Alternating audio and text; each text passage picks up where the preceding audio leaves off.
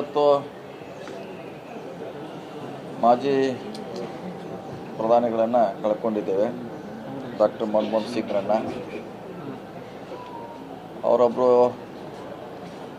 ಆರ್ಥಿಕ ತಜ್ಞರಾಗಿ ಮುಂಚೆ ಕೆಲಸ ಮಾಡಿದರು. ಅವ್ರನ್ನ ನರಸಿಂಹರಾವ್ ಅವರು ಗುರುತಿಸಿ ಫೈನಾನ್ಸ್ ಮಿನಿಸ್ಟರ್ ಮಾಡೋ ಮೂಲಕ ನಮ್ಮ ದೇಶದ ಆರ್ಥಿಕ ಪರಿಸ್ಥಿತಿಯನ್ನು ಸುಧಾರಣೆ ಮಾಡಲಿಕ್ಕೆ ಪ್ರಯತ್ನ ಮಾಡಿದ್ರು. ಅದು ಯಶಸ್ವಿ ಕೂಡ ಆದ್ವಿ. ಅದಾದ ನಂತರ ಅವ್ರಿಗೆ ಪ್ರಧಾನಮಂತ್ರಿ ಭಾಗ್ಯ ಬಂತು. ಆ ಸಂದರ್ಭ ಕೂಡ ಭಾಳಷ್ಟು ಏನು ನಮ್ಮ ಆರ್ಥಿಕತೆ ಕೆಳಗೆ ಇಳಿತಾ ಕುಸಿತಾ ಇತ್ತು. ಅವರು ಅದನ್ನು ವಿಶ್ವದಲ್ಲೇ ಮತ್ತೆ ಮೇಲ್ ತರುವಂಥ ಪ್ರಯತ್ನ ಮಾಡಿದರು. ಹೀಗಾಗಿ ಅವರಿಗೆಲ್ಲ ಭಾರತದಲ್ಲಿ ಮತ್ತು ವಿಶ್ವದಲ್ಲಿ ಕೂಡ ಅವ್ರಿಗೆ ಭಾಳಷ್ಟು ಗೌರವ ಇದೆ.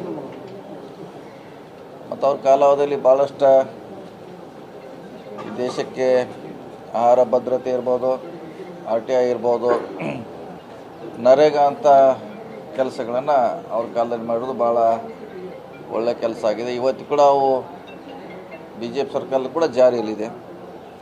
ಈಗ ಅವ್ರನ್ನ ಕಳ್ಕೊಂಡಿದ್ದೀವಿ. ಕಾಂಗ್ರೆಸ್ಸಿಗೆ ಖಂಡಿತವಾಗಿ ಭಾಳ ನಷ್ಟ ಆಗಿದೆ. ಸೊ ಅವ್ರು ನಮ್ಮನ್ನು ಬಿಟ್ಟಗಲಿದ್ರು ಕೂಡ ಅವರ ವಿಚಾರ, ಆದರ್ಶ, ಅವ್ರು ಮಾಡಿರುವಂಥ ಕೆಲಸ ಮುಂದೆ ಕೂಡ ಹಾಗೆ ನಮ್ಮ ಮುಂದೆ ಇದ್ದೇ ಇರ್ತದೆ.